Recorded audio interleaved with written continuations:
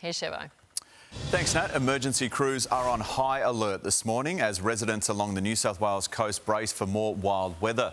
A number of warnings have already been put in place across parts of the state, including flash flooding alerts and school closures. So what's in store for the week ahead? For more, let's cross live to 7 News meteorologist Tony Auden in our weather centre. Great to have you with us, Tony. So which areas are in the firing line today? Good morning, Shervo. Well, just when we think the wet season is over, we're still getting this heavy rain, and the areas in the firing line are pretty much the same ones that have been over the last day.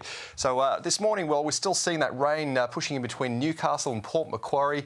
Heavy rain, steady rain across the region, widespread falls of 1 to 200 millimetres. Barrington tops getting up around 240 millimetres since 9 a.m. yesterday. So lots of rain already falling. And as we move on to the forecast map, it's just not really going to budge. We have a trough digging on the coast here, more rain across that same line, maybe just nudging a little bit further north, closer to Coffs Harbour.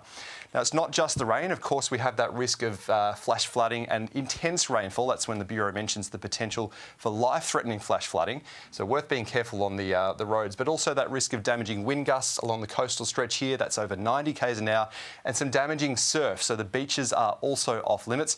Lots happening in that area, Shervo. Best to bunker down if you are in that region today. So what are the main concerns for the rest of the week? Well, it's all about the flooding. We're already seeing significant river rises, and we're expecting a lot more rain, not just today, but potentially through till about Thursday or Friday morning. Here's one scenario where we're looking at these forecast totals. Reds here showing 1 to 200 millimetres on this model. In reality, with the ranges there, we could see further falls of 3 to 400 millimetres, and we're already seeing major flooding in a number of these river catchments here.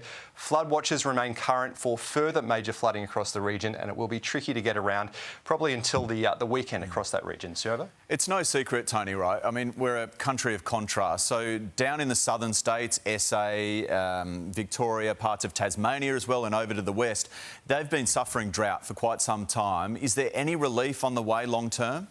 There's a glimmer of hope. So, of course, very, very dry down south while it's been wet on the east coast. We're potentially seeing a change in pattern. 1 or 2 cold fronts come through. And looking ahead towards next Sunday and Monday, this wind forecast shows a significant frontal system expected to slam into southeastern states.